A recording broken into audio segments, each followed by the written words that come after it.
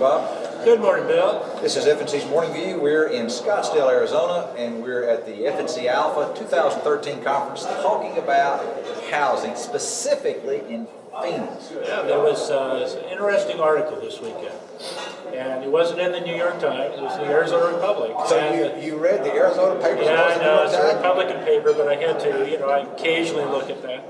But the noise in the background is our conference participants who are having breakfast. It's a little early out here. We moved this back an hour today to accommodate the change in time. So talk to us about the noise going on in the housing market in Phoenix. Well, it's really interesting because Phoenix had a real big crash in prices back in 2007. And they went down about 60%. Peak to trough, 60%? About 60%. They've come back up about 40%. But all of a sudden, the demand is increasing, and the home builders are getting really excited about buying land. Has the employment situation changed? It's improving here. Back in 2006, they built like 60,000 houses in 2006, and it was all mostly speculative. Now they're waiting on the demand to drive the house building, and right now what a novel concept. Yeah, the number of lots that are available in all of metropolitan Phoenix is about 20,000. Already platted and right. certificated. And they're expecting to build 17,000 houses this year. So, what do you think the absorption is going to be? How long is it going to take the market to absorb those 17,000 houses? Do you think that'll happen this year? They think it's going to happen this year. They're building toward that demand. So we're seeing tremendous price appreciation. They are. In fact, the focus has been in the southeast portion of Phoenix, but the lots that are available have just been pretty drying up, and so no pun intended. Yeah, a community like Mesa, Chandler, Gilbert, Queen Creek, the cost of lots back in February, lots in Gilbert were selling for $55,000, and in December they were selling for $85,000. Well, sort of a rule of thumb, at least in home building, is the lot, the land, and it's just a rule of thumb. It differs by region of the country. Should not exceed more than 20% of the total value of the property. Well, the median value of properties in that area, houses, is about $240,000. Okay. All right. So we're seeing tremendous, more than 20% in that case. That's correct. And so what's happening is that they're buying lots now and land to build lots in the northwest and the southwest region of Phoenix, which is a new area that Peoria and some of those areas where they're starting to be able to expand into those areas now.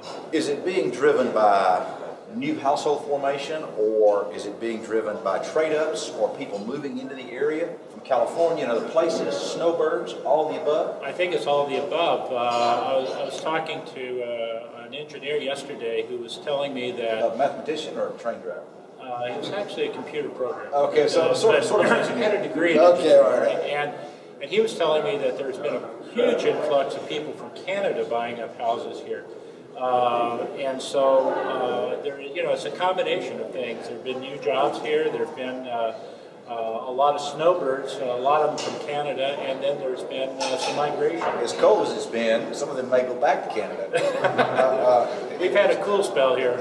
For those of you not here at the FNC Alpha Conference, last night we listened to former Senator Phil Gramm from Texas. Today we're going to be listening to former Representative Barney Frank from Massachusetts, and Phil Gramm. We wanted two ends of the spectrum, right, to present different views. And last night, Phil Gramm shared some specific reasons he cited as the causes of the housing crisis and really the financial crisis. One of the things he said was that to have a strong nation, you have to have a strong banking system. Do you think we've recovered? We've talked about the Phoenix market recovering. Do you think the banking system has recovered from housing?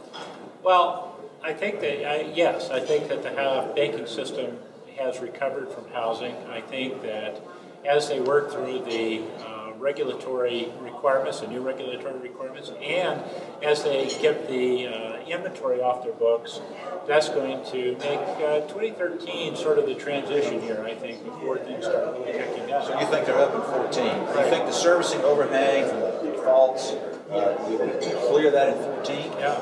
They're projecting, getting back to Phoenix, they're projecting that this year there'll be about 17,000 new houses built, But by 2016, that'll be up to, let's see, what was the number? It was 30,000, so more than double in 3 years. That's all fantastic. It's good for America. It's good for Phoenix. And we need to get this housing crisis behind us and the overhang behind us. The main thing is employment. We talked about that. Do you see that changing in Phoenix? Have they diversified their economy?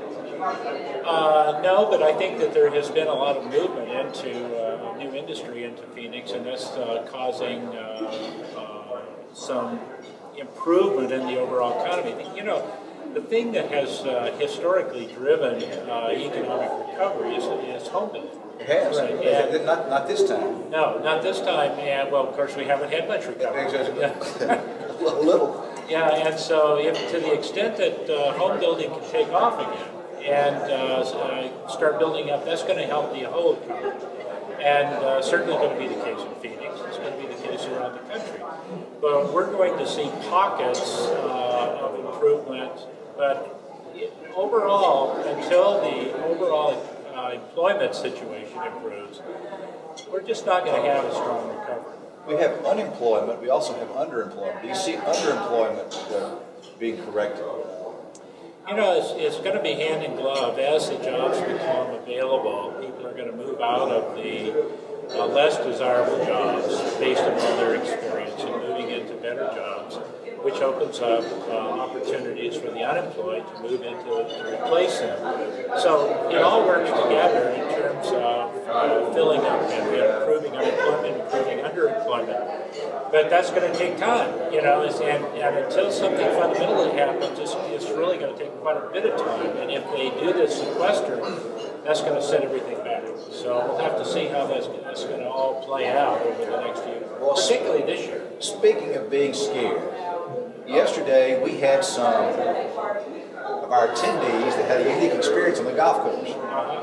I don't know what kind of cat it was. I don't know if it was a mountain lion or a bobcat, but it was a big cat. Yeah. And they were scared. You think the scaredness has gone out of the Phoenix housing market? And it would seem so.